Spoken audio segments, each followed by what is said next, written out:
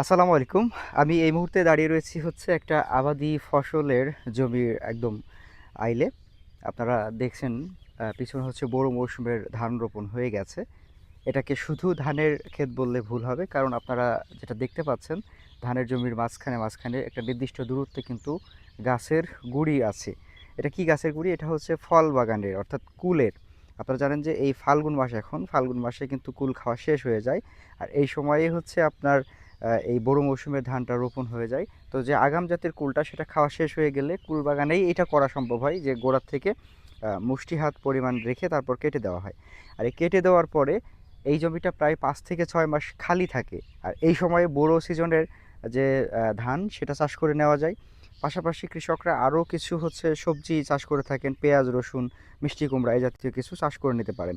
তাই একই জমিতে ২ ধরনের ফসল করে, বিশেষ করে একটা বাণিজ্যিক বাগানে আরেকটা ফসল করে নেওয়ার আইডিয়াটা আমাদের কাছে বেশ ভালো লাগলো। আপনাদের যাদের কুল বাগান রয়েছে তারা এরকম কিন্তু এইভাবে করে জমিটার ব্যবহার করতে পারেন।